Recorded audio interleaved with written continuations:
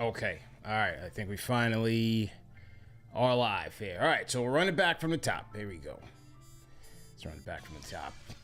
All right. Here we go. Salute to Knicks Nation on this Friday morning show edition of KFTV's live show presented by SeatGeek.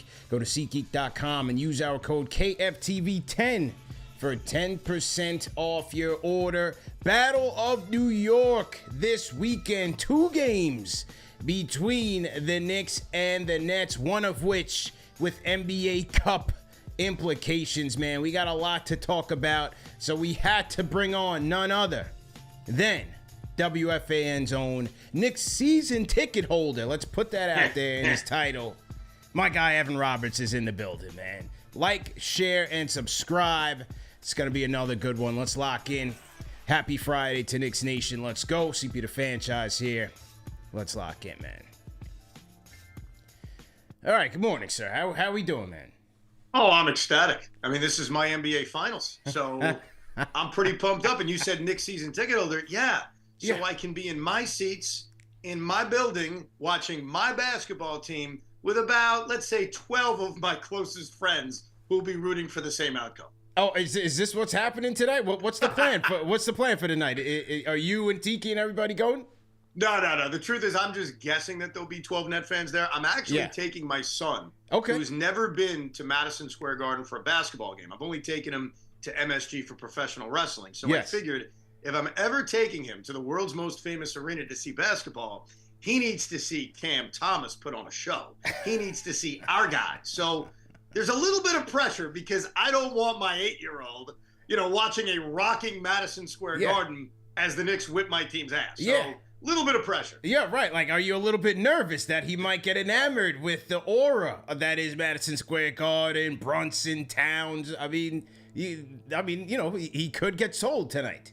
So I have always tried to tell my kids the truth. So I've always told them, we're the little guy. Like, we're unique because most of your friends are going to be Knicks fans. That's the reality of it. Yes. So he knows that. He understands that. He knows the situation of this season. And I think I've ingrained the Nets enough in him that no matter what happens tonight, he's not leaving Madison Square Garden, joining the Jalen Brunson hive. All right. So I do have some confidence in that, but it would be nice. It'd be nice to go into the Garden and stick it to you guys. So I'm gonna be honest about it. I want to win tonight. And you know what? You hit the nail on the head with the little brother thing, because I'm feeling that little brother complex coming out of you, the Brooklyn Brigade, Nets Daily, all these guys after the Bridges trade, where you guys are monitoring his output with a microscope every single night. The box score is being dissected, percentages, how many shot attempts, all of that. Everybody's looking to grade this trade game by game, and you guys are starting it. Well, but understand something. I always try to make things relatable to everybody. So to Knicks fans, think about when you were us, and that's when you traded Kristaps Porzingis. Now, correct. I'm not comparing Porzingis to Bridges. There's obviously a lot of differences. But when you first made that trade in a tanking season, did you not find yourself unfairly, but you did it, kind of checking the box scores and wanting to know, how is KP doing? Is he failing? Yeah. Now, obviously, the draft picks matter the most, and you can't blame us for caring about that.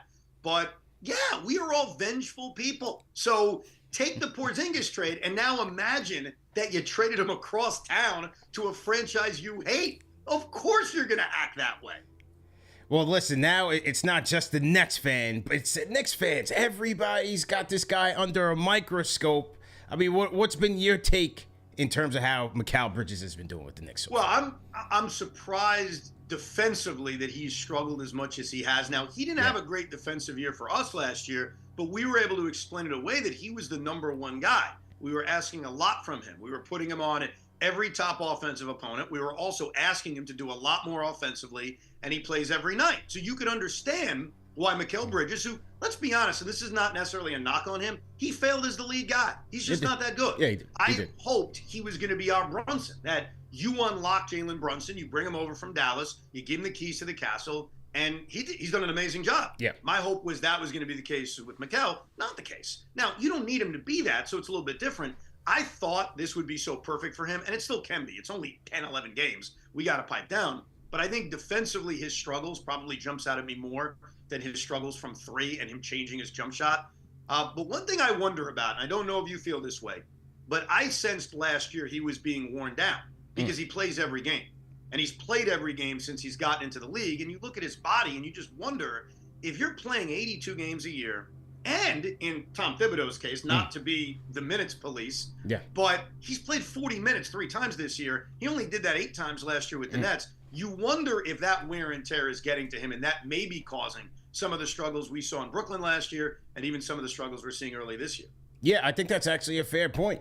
I think that is a fair point. You just never know. There has to be, there could be a cost to being the Iron Man, right? But I agree with you there. The defense has been very questionable from opening night in Boston straight on down. I mean, we had Starberry on a couple of times just to look at, how this team was playing defensively, and he talked about it. You don't see that tenacity, not as physical, which was kind of a hallmark of all these Knicks teams, even when RJ was here.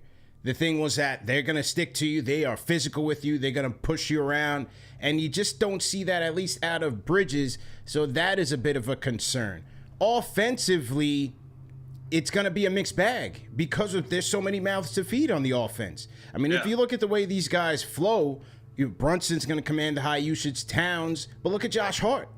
Look at everything that Josh Hart does in this offense. He's grabbing and going. He's in the half court. He's playmaking, and they're pushing Brunson off ball. OG Anunoby is having more impact on the offense. So I think it's going to be a mixed bag from offensively. I still like that. He's getting into his mid-range. That mid-range shot looks pretty good. The baseline mid-range looks pretty good.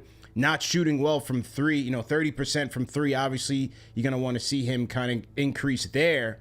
But it starts defensively, man. He's got to tighten up there. That's the thing. I think when you guys acquired him, and what did you call it? Like the final... the final Infinity Stone, yes. The final Infinity Stone, is. Correct. That stone looks great for you right now. Yes. I'm sure you love that final Infinity Stone. But I think that there was an assumption, and maybe I joined into it too, of, this is just so perfect for him. He's going to fit in beautifully. It's like the Phoenix days. There's an adjustment. He was just in Brooklyn for a couple of years where...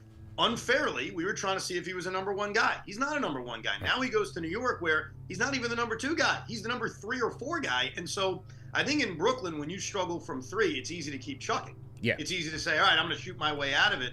I don't think you're in that situation here. So I hate to be the reasonable guy to preach patience. Yeah. But I think you kind of have to have patience in the NBA, especially when you're putting pieces together and you're trying to make them fit. And just because all these guys went to the same college years ago doesn't mean the fit was going to be quicker. These are still NBA players who haven't played together in a very long time. I also think, look, and this is unfair to him, he's dealing with a pressure that he's never going to be able to live up to. Yeah. He was traded for an ungodly amount of picks. And we know why. The contract, it was the Nets. You guys paid a Knicks tax. I think we all knew that. And so you gave up something that I'm not even saying you shouldn't have given it up because you wanted him and you think he fits well. And if you win an NBA championship, it's all worth it. Yeah. But he's not an all-star player. He's not the superstar player that usually that return kind of leads to. So that's going to follow him as long as he's struggling. Yes. So what you're pretty much saying is to Nets Nation, pump the brakes a little bit. What I'm hearing for you is a little bit different than what I'm used to hearing on the airwaves. You sound a little more reasonable today, this morning. I am a reasonable guy. I'm even reasonable on the air. It's just people don't want to hear it. They think I'm hating. Look, it is 11 games into a new season. And I will say this to Knicks fans, and I'll say this to Net fans, okay? There's a way where you can win the trade, and I can win the trade, okay? It's very simple. If you guys are football fans, all you got to do is look at the Rams-Lions, Jared Goff, Matthew Stafford trade. They both won the trade. The Rams won a Super Bowl, win, and the Lions, with Jared Goff and draft picks, built themselves into a considerable NFC contender. Is that possible that's where this goes? That you guys win a championship? Yes, absolutely. I take that back. But you guys have a good run. Maybe you get to a finals. Maybe you make Boston sweat. Absolutely. And then our hope is not just the picks we got from you, but obviously this Milwaukee pick, which is like the hidden gem from the trade. That was him. That can help build us to success. So I know a lot of Net fans want to see it fail for you guys, sure, and I do too. But that's not the key. The key is us doing well. The key is, what are we getting out of this trade? Can we look back at this trade and say it was successful? And I think so far the early returns say, yeah, because they were never winning with Bridges. Yeah. We weren't winning a damn thing with this guy. So we're all vengeful little jerks. Yeah. I can be that sometimes too. But the truth is, you don't have to lose for us to win, if that makes any sense. Well, that's excellent self-awareness by you, man. I give you a lot of credit for that. That is sound. Now, Towns, how many games did you go to so far? How many home games? This is my first one, believe it or not. I've sold all my games. This is number one. Look at this guy, man. Capitalist. At the top of the list, man. Not even enjoying the new Knicks acquisition. So, from the TV, your impressions of Towns. He drops a 40-piece against the Bulls. Cat's been awesome, man. Yeah. Cat's been awesome. I mean, I think he, similar to Mikal's, in a very tough spot because he comes here replacing two very highly popular players. I know Julius Randle took a lot of crap from me at times, you at times. Sure. But look, the guy was a good Knick, and I think that most Knick fans, despite the criticisms of him, can appreciate him. And we know about Dante DiVincenzo and the cult following that he started to have from last year. That's not an easy spot to come here with the expectations. And he's been utterly brilliant. I mean, so far, Karl Anthony Towns has been, perfect. I didn't like what he did yesterday. I thought that was a complete setup, or 2 days ago, when he purposely camps himself in front of the cameras to show that he's working on his free throws after that game. I thought that was a little... That was excellent PR by Karl Anthony Towns. That was. Excellent. But, dude, that was one of those trades. This is where I love not being a Knicks fan, because I can try to look at things independently without my emotions. Yeah. Emotions impact us a lot in sports, and that's why I jokingly say, but it's sort of true, I think I can do a better job evaluating the Giants, Yankees, and Knicks than even the teams I root for, because there's emotion that gets involved. True. It was a no-brainer trading for Karl Anthony Towns. Like, to me, I get you love Dante Divis. I get it. We all have lovable players. But you're seeing what this guy can do. He's one of the greatest big men shooters we've ever seen. So he's been unbelievable. He gets a 9.8 out of 10 since he's gotten here, and I look forward to watching him live. In fact, I'm going to both games, CP. I ain't messing around. I'm seeing my team twice at MSG. There you go. Well, is Nick Claxton cleared for this game? Do we know if Nick Claxton is playing in this game? Yeah, they've been handling Nick with care because of his preseason injury, where he wasn't playing back-to-backs. He wasn't starting. Now he is starting. They've handled Nick very carefully. But, yeah, Nick Claxton's back kind of in the full groove. He's playing about 27 minutes a night. So, yeah, you'll see big, sexy Nicky tonight. Yeah. All right, well, that's going to be a good matchup, man, because Towns, it hasn't just been the threes, but he's putting the ball on the floor. He's got a nice quick first step. The turnaround jump hook is looking good. So he's been locking in. Now, defensively, it leaves a lot to be desired. I mean, the Knicks offense through these 11 games, while still a work in progress, has still been pretty damn good. I mean, I think they're number 3, second or third ranked offense in the league, but defensively is where they need to get it together. But what's really going to be interesting is what happens once both Precious Achiuwa and then later on Mitchell Robinson comes back, to see how Thibodeau decides to kind of mix in those defensive rotations and coverages with Towns and the big men. Well, we know that Tom Thibodeau's not going to just stick with 7 guys and play everybody 40 minutes a night, so that's a real positive for you guys. Correct. To get a little bit healthier. Wait, on that note, did you? I know you like to watch KFTV when the Knicks lose. Did you like when the Knicks fans were crashing out when Tibbs went 6-man rotation against the Pacers last weekend? Dude, I hate to say this, man. I totally agree with a lot of the Knicks fans that have freaked out about the minutes, because and I brought this up on the air. If you look at last year, because Tibbs is always a big minutes guy, but I want to look perspective here. If you looked at last year's first 10 games and how many times guys played 40 minutes or more, it was only one example. It was Jalen Brunson in one game over the first 10 games last year where anybody played more than 40 minutes. So far this year, I think it's happened 7 times. So there's clearly a difference. This is not, I don't think Knicks fans are overreacting to the minutes. I'm not overreacting to the minutes. There's a difference. And I think early in a season, as much as you want to see these guys play together, I think you got to be smart. And what I liked was, I don't know if you guys paid attention to this. Why would you? I love Jordy Fernandez. I mean, this guy's off to a brilliant start. I don't want to get too excited, but maybe I found my next great head coach, my only great head coach. Yeah, I mean, right. But one of the things he said, and I think this applies to you guys, that's why I bring it up, is after they lost, I think it was the Cleveland game. Okay, they had these 2 games in Boston and Cleveland where they had a chance to win both of them. Unbelievable. And they wore down late. Jordy Fernandez started the press conference by ripping himself and saying, I screwed this up. Cam Thomas can't play 12 minutes in the fourth quarter. I think it wore him down defensively down the stretch. Dennis Schroeder can't play 12 minutes in the fourth quarter. That's on me. I got to get better. And I thought about that. I was like, wow, okay, first of all, self-awareness. Thank you, Jordy. And then I started thinking, he's kind of right. Like, it's not being against the guy playing big minutes because you're worried they're going to get hurt or they're going to be worn down in March. It's you're early in a season. Isn't that possible on why you guys are struggling in the fourth quarters? Because you got guys who are wearing down early in the season. So I thought it was interesting hearing Jordy Fernandez assess that about his own team.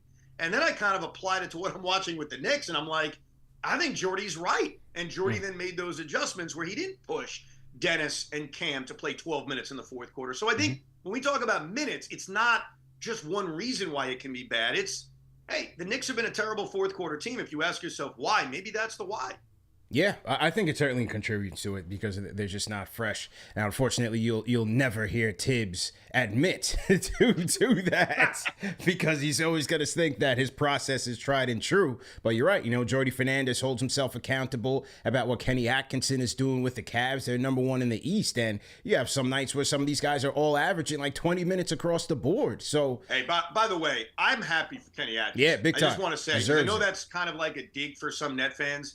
I get why he was fired. I understand the superstar game. The era's over, so I'm done complaining about it. But when I see Kenny doing what he's doing in Cleveland, especially knowing deep down he's going to be the reason why you guys don't go to the conference finals, I'm appreciative and very happy for what Kenny's accomplishing so far in Cleveland. Just my warning to Kenny Atkinson is make sure your team doesn't choke in May because I need you to eliminate this Knicks team. Okay? Thank you, Kenny. They're out for revenge. Mobley's looking fantastic. Mitchell Garland. They're going to be a team, man. I mean, I think they've always been a strong regular season team. Even last year, amidst a slew of injuries, they did win 48 games and got the 5th seed in the East. So, hey, they're certainly making a name for themselves right now. And tonight, we have the 5th seed Knicks, the 6th seed Nets. That's another reason why these Nets fans in Brooklyn Brigade are chirpy. They're a little chippy, man. They have nothing to lose.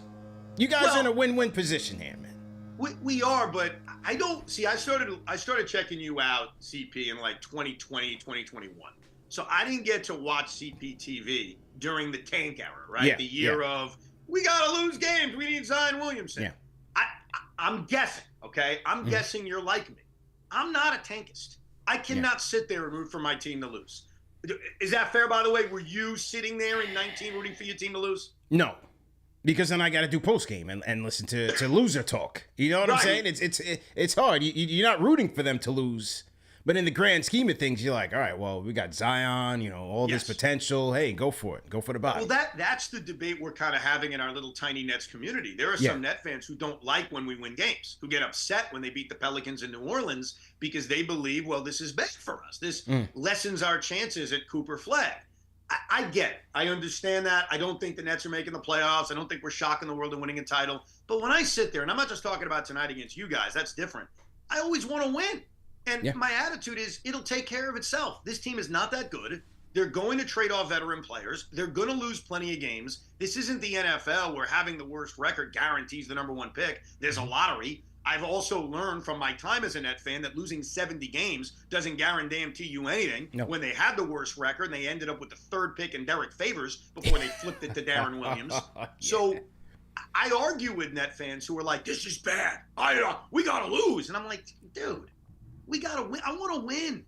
It will take care of itself. So I sit there, not just in games against the Knicks, but in games against Boston, certainly, the 2 games we played against them.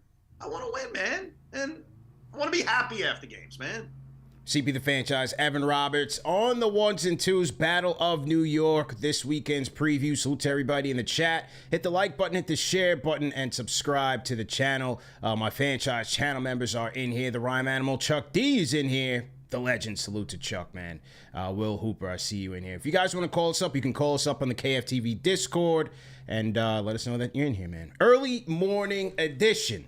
You know, I usually go on at like 12 or a little after, but I know you got a show at 2 o'clock, man. So I made arrangements for you, man. You know? Thank you very much. I'm still drinking my coffee, man. Getting my thoughts together, man. I appreciate you changing the KFT world for me. It's very appreciative. Thank you. And I know why you're doing it, because you think you're going to kick our team's ass over the next 3 days, and you just want to laugh at us and laugh at us even before we lose those 2 games. I know your game, and I respect it. I was looking to see them get back on track this week. The Bulls' loss definitely disappointed me, so hopefully they bounce back this weekend. A lot has been made about your team's defense. What's been your impressions of these guys so far? You got a lot of wings, a lot of versatility. What do you think?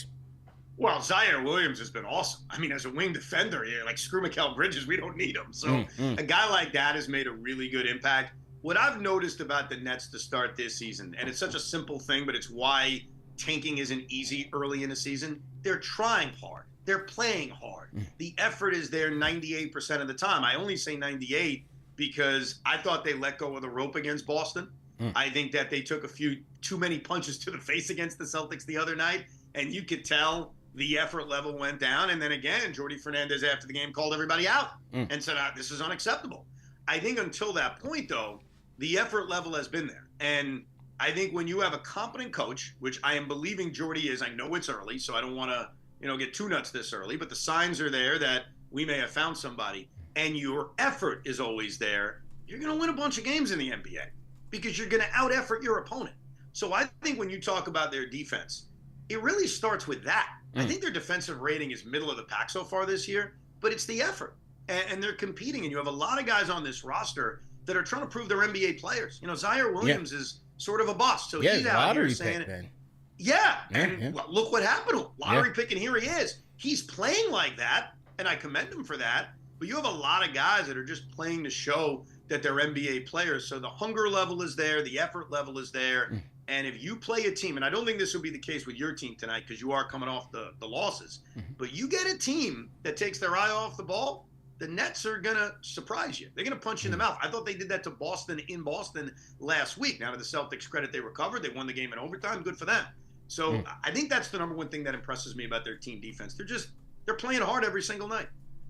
And on the offensive end, one of the things that kind of gets the Knicks all the time is the speedy guards, from Trae Young, just good, competent, and also speedy athletic guards, Jalen Green, Halliburton, like they always get the best of them, and in particular Jalen Brunson. So I'm looking at Cam Thomas, who's had several good games against the Knicks. Dennis Schroeder, 45% from three for Dennis Schroeder. I think they could have an advantage here tonight at the guard spot. Dennis Schroeder is playing his ass off. I mean, he has been unbelievable, and not just the raw numbers that you talked about. His numbers are great. He's the leader of the team, and he's the clear veteran leader of the team. He's done a lot of small things. You guys probably saw this. There was a video a couple weeks ago where a fan was just mouthing out at Ben Simmons, which, fine, okay? Yeah. Trust me, we don't like Ben Simmons either. It's not like we love him. But Dennis Schroeder got in the fan's face, basically came back and defended him. And I thought that was warm and fuzzy to see. Not because we want Ben Simmons to be defended, but Dennis Schroeder, I think, is taken very seriously that he's the leader of the team. Which is why, when I sit here rooting for the Nets to win games, I know deep down they will lose plenty because Dennis Schroeder's going to get them back a first-round pick. And they'd be foolish to not trade him. But early on, he's adding to the culture of this team. And he's also playing his butt off. So besides the effort and the leadership, he's playing at a very, very high level. But you're right. Cam Thomas has certainly been very aggressive, knowing the rock's in his hand late. And he's taking 18, 19 shots a game. And we know what he can do offensively. So, yeah, I think that's certainly a matchup the Nets could expose. Yeah, and as you mentioned, a couple of guys who could potentially be dealt. What about Cam Johnson, man? Do you factor him in your future, or is he a guy who could potentially be a trade deadline guy? Look, Cam Johnson's playing very well recently. He has this incredible streak where he's not turning the ball over. I think he set like an NBA record of most consecutive games, 30 minutes or more, not turning the ball over. Cam Johnson, let me tell you a secret about Cam Johnson. A little tiny secret in case you guys want to trade for him. Oh, wait, you can't. You have no draft pick, so forget that. This man never makes a big shot. Never. Ever makes a big shot. So early in games, he'll hit that corner three. He'll look sharp. You're like, Cam Johnson. He's long. He's athletic. I love this guy. In the fourth quarter, you can give him a wide open three. He's going to brick it up. So I do not trust Cam Johnson. They did give him that big extension last year when he was a free agent. I would absolutely trade him. I think there are different tiers of players on this net roster. There's the guys fighting to show they're NBA players. There are guys fighting to show they can be a part of the future. And then there are guys that are here. They're going to help us win a little bit early in the year. But yeah, as soon as Sean Marks can cash out on them and get valuable picks back, you got to move them. And so I think Cam Johnson will net a very decent return come the trade deadline. And hopefully they're not hearing what I'm saying about how he never makes a clutch shot. Yeah. I was just kidding. Well, he's very clutch. I wouldn't expect it tonight because he probably is going to draw the dog assignment. That is Ochai Anunoby, man, who is my MVP so far of this Knicks team. And every day that he makes it past the game healthy, I'm even more excited about his prospects with this team. What have you thought about OG so far, man? OG's awesome, but I think the exact same thing as you. Yeah. Like, can you keep him on the floor? That's the biggest concern. That's why when I see the minutes up there, I'm like, man, I would be so careful, especially with OG Anunoby, who has an injury history. You're right about his value and what he could do for this team. I know they paid him a fortune, but you see the value of what he brings. He can defend anybody. And you're right. If he's on Cam Johnson, then in the fourth quarter, he shouldn't be on Cam Johnson because I'm telling you don't even need to defend him. He's going to miss open threes. Do not worry about that. Put him on Camley. Let's see if he can guard a nice, small, quick guard like Cam. Yeah. Cam Thomas, not Cam Johnson. Thomas, absolutely. Let me preface. Yeah, Cam Thomas for sure. Now, you mentioned that these guys are all trying to show that they can stick around in the NBA. How about Ben Simmons, of all people? Any expectations? Bro. And what's going on tiers, with that? Right? I mentioned the tiers. There's guys trying to prove they're in the NBA, guys trying to prove they're a part of the future, veterans I'm going to trade, and then there's Ben Simmons. Ben Simmons, and we had a caller to WFAN. He's a giant net fan, and I thought he made the greatest analogy. He tried to compare Ben Simmons and Jordy Fernandez to Brian Daboll and Daniel Jones. Oh, right? gosh. Where he said, if my first-year head coach, Jordy Fernandez, Brian Daboll, somehow pulls a miracle with my guy I know I have to get rid of, Ben Simmons and Daniel Jones, don't be fooled. And so I've learned the lessons that apparently the Giants didn't learn, which is no matter what Ben Simmons does, and look, Ben hasn't really done anything different. He's missed a handful of games, and he's the same guy he's been the last couple of years. He gives you flashes of the old Ben, but overall he's afraid to shoot. He's just not the same guy. Yeah, not the same guy. He is off this team no matter what. I wouldn't buy him out necessarily. I wouldn't trade him. I would just let this thing expire, especially, think about this, CP. When this season is late and they've dumped everybody, let the tank commander, Ben Simmons, just come out there, play the last 10 games of the year, and lead us to the 60 losses we're eventually going to get. Lead you guys to Cooper Flag, man. That's definitely a good strategy to have, man. Once again, we're talking to Evan Roberts. Salute to everybody in the chat. Once again, hit that thumbs up button for you boys. CP and Evan on the ones and twos. You can catch Evan and Tiki at 2 p.m. on WFAN today and every Monday through Friday, man. Tap in with the guys. All right, let's get to the phones. Let's go to Stilico on the Discord. He's the mayor of the Discord. Stilico, how you feeling, man? 1 2, check 1 2. Live and direct, sir. Happy Friday, man. All right, a couple things for Mr. Brooklyn here. First and foremost, take it to just a preemptive congratulations on Dennis Schroeder, most improved player. It's coming if he keeps doing this. Secondarily, if my Kentucky team can make Cooper Flag look like a fool, I hope you all get him. Because our Knicks team is way better than this bum Kentucky roster that I have to watch every night. What did they play? Duke and Kentucky played? Yeah, they played and Kentucky won 77-72. Oh wow. Okay. All right, man. So I was Let me get this straight. You're talking trash about a lottery pick I haven't even drafted yet? That's where we're at in the Knicks Nets discourse? Correct. Exactly. It's mostly because I'm a Kentucky fan. It's nothing to do with anything else. There you go. But listen, man. You couldn't have told us that Mikal Bridges forgot how to fight over a screen. Yeah. You couldn't have told us. We could have saved us an extra first-round pick. You guys, here's the problem with you guys, and I think CP, you're a part of this. Yeah. As smart as you are, you guys were so enamored with your Villanova connection that no matter what I said about Mikal Bridges, you needed him. You needed him because you thought, oh, the power of friendship. Oh, Villanova. Oh, this is great. So you wanted it. Now, you got it, and then you took one of your Villanova guys and you flipped them away. I completely understand why. So I don't think there's anything I could have said about Mikal Bridges that would have turned you guys away from your final Infinity Stone. You needed him. You wanted him. You got him. Good luck. And it's still going to work out. It just says you open the show. It is only 11 games. It could still work out. Yeah. I get it. I think the thing that you realize, and you probably did realize it at the time, is that this is who he is. You're not trading for somebody who's becoming a superstar. So what you guys decided to do was you figured we're a piece away. Let's take all the draft capital we've collected and saved over the years, and let's move it for this guy. Now, we don't know what other superstars could or would become available that maybe you're going to have regret over. I mean, if Giannis Antetokounmpo becomes available, you can't trade for him. Maybe you could have if you didn't make the Bridges trade. So those are the kind of internal debates you have to have at some point. But the truth is, he's a nice player. I think he fits this team. I think he'll be better defensively. He will certainly shoot a lot better, but he's not a superstar. If that's what you thought, then I don't know what the hell to tell you. Then you weren't paying attention. But that's the problem when you make these 5-pick trades. It's because every night he's going to be evaluated against that price tag, which is typically a superstar price tag. But just as you said, he's just not that guy. But nevertheless, I was still on board with the trade. They were always going to have to pay that New York tax to get him over here. They paid it. I think it's a worthwhile gamble.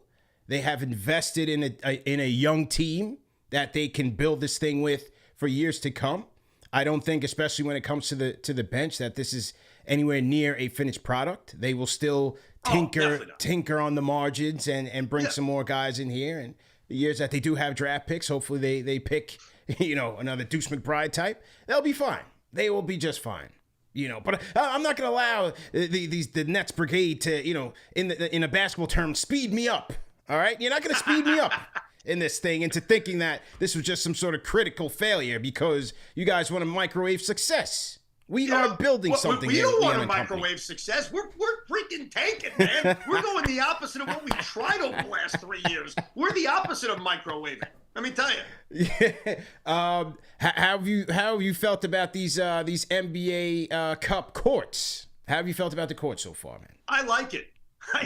Maybe I'm in the minority. I like it, and it's funny. I know my hesitation with the NBA Cup is that what's on the line? Like, what do I win? What does my team win if the Nets win the Cup? And I wish the NBA figured something out to make it a little bit more enticing. But I actually like the whole concept. I do, and I find myself going to the Cup games. Like if I'm choosing between two games, I'm going to go to the Cup game. You were asking me about how often I've been at the Garden this year. My first game is tonight and then Sunday. My game after that is going to be the Cup game you guys are playing in a week and a half against Orlando, if I'm not mistaken. Yes. Okay. Yep. Tuesday night against the Magic, a week from Tuesday. Yep. And honestly, I think a part of why I'm going is it's the Cup. So I like the Cup, and I think what I enjoy about the courts is that it makes it obvious that it's different. And so it jumps out at you as, okay, this is different. And I'm looking forward to tonight's court. I know it's orange. Yeah. I'm a big fan of orange because I'm a Met fan. There you go. And I'm pumped up. I like the NBA Cup. I know a lot of people like to crap on it. They like to rip it. I admit I'm a sucker for it so far. I think there are tweaks that I would make to make it even better. I would push it back a little bit. I would not have it this early in the season. That's one thing I would do a little differently. But overall, I think it's an interesting concept.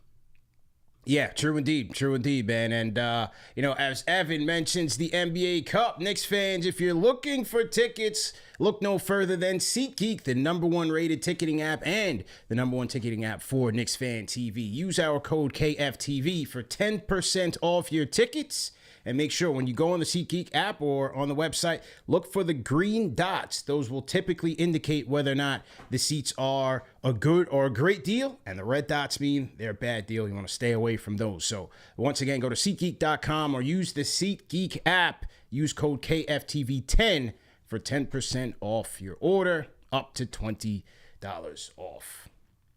I do like the NBA Cup, man. I do. I think it's a nice change of pace. Obviously, you know, they're trying to keep the season enticing and exciting. The jerseys, the courts. I did like it last year as it progressed. Now we'll see what happens this year. We're 1-0 right now. We're looking to go 2-0 tonight. I like our chances, and maybe we get to Vegas, man. And it'll be on the back of Mikal Bridges. Good luck. I think that I love it if it was moved just a little bit further, because we're still early enough in the NBA season where I'm not bored. You know, and I think that there are a lot of people that get bored maybe when you're 2 months into a season. We're still early into the season. We're not even a month in. So that's the only thing I would do differently. I'd probably have it in like January and then maybe have the championship early February, something of that nature. But it's an interesting concept that I like a lot more than I initially thought I would. And like last year, and like I mentioned, I'm doing it this year, I find myself going to the games. I think the tiebreakers are fun too. Yeah. When you get to that last night, you're trying to run up the score. Yeah. So it's pretty cool. Last year it was fun. Now, last week, the Knicks saw Philadelphia in the Cup opener. Joel Embiid, man. What a stiff. Looked pretty terrible. I mean, we're talking about trades, and is this thing going to work out? How about the investment that the Philadelphia 76ers have made in this player? Already canceled second nights of back-to-backs. First game back in front of his hometown crowd and season ticket holders. Looks terrible. And that is what they have to look forward to going forward? Yes. Watching the Sixers break down before my eyes is a beautiful thing. Oh. Like, I don't like you guys, but I also really don't like them. So when the Knicks play the Sixers, I'm miserable because I don't like anybody. But seeing Philadelphia lose, seeing their fan base leave with 5 minutes to go, it's a beautiful thing. The Sixers are in a really tough spot. Now, I'm familiar with this spot. You know you're screwed. It's like the Jets right now. I know I'm screwed. Yeah. I know Aaron Rodgers isn't leading me to anything, but I'm not ready to fully give up. You know, I'm not ready to say, all right, I'm just going to blow it up. Yeah. So you want to continue to try, even though you know you're not winning anything with him. The guy's never healthy. How about in the playoffs? He's never healthy in the playoffs either. Yeah. Forget the regular season. Like, but he looked like the same guy. Hurt. He looked like the guy in the playoffs last year. Yeah. This is your first game back. Oh, after you played in the Olympics, by the way. Wow. This is your... Which could not happen. I'm sorry. I'd be so furious if that happened. They're a walking disaster. They're not a threat to you, and you know it. You know who the threats are, and the Philadelphia 76ers are not a threat. They're a Fugazi threat. Yeah, they are. I do like Jared McCain, though. I've been impressed with him. He looks great. He looks great. Yeah, him and Maxey could be a nice tandem once they get going. But either way, that is on them. We got the Battle of New York tonight. How about those new Knicks jerseys, man? City Edition jerseys with the pinstripes. You know what? I kind of like the new Knicks jerseys. They remind me of the Mets. It feels like I'm watching the Mets play basketball. There we go, man. So from that standpoint, it's like, it's not that bad. I don't mind that as much. Yeah, I always hate the jerseys in the pictures, but then I end up liking them when I see it in person. So we'll see. I don't know. It looks very traditional. Like the net one is a disgrace. The net one should be set ablaze, and we should never look at it again. It's as bad as it was last year. I mean, it's basically last year's one. They put a little spin on it. Yeah. See, I'm wearing right now my old, kind of I like logo. those. I like those. Yeah, we're old school. I think most of us are. That's why we take pride in New Jersey. You think you talk trash when you call us the New Jersey Nets. We went to 2 NBA finals. Trust me, I'm proud of New Jersey. I got no issue with it. I mean, I've never lived in New Jersey, but I love my New Jersey Nets from back in the day. So I like when they go more traditional. I think what they've been doing lately is very cartoony. But I guess it fits the state of the franchise. No question, man. Let's go rapid fire. New York sports here. Is Soto going to the Mets, man? I feel like as days go by, the Yankees are going to lose him. And I'm just getting more and more prepared for that. I was very confident Soto was coming to the Mets about a week ago. Like if you asked me a week ago, I'd be like, yeah, we're getting him. But why I'm losing my confidence is Steve Cohen's got to go prove it. We all talk about Steve Cohen like he's done something. True. He's done something. Yeah. He's proven he's a big market owner, but he hasn't proven he's king. He hasn't proven he's Steinbrenner from back in the day. So to me, it's more, all right, Steve, prove to us you're who we think we are. And until then, I'm going to remain skeptical. True. Good point. I mean, Jets are done. You were saying that you're still holding out hope. They need to destroy and rebuild the whole thing, man.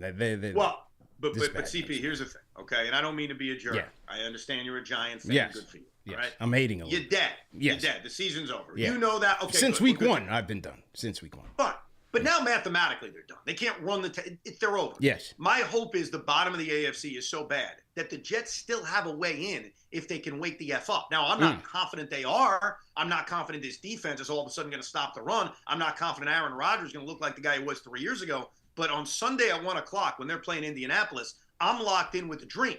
And my dream is making the postseason. And that's my only point. We're not dead yet. We may be dead after Sunday, but as of right now, there is still a roadmap to the postseason.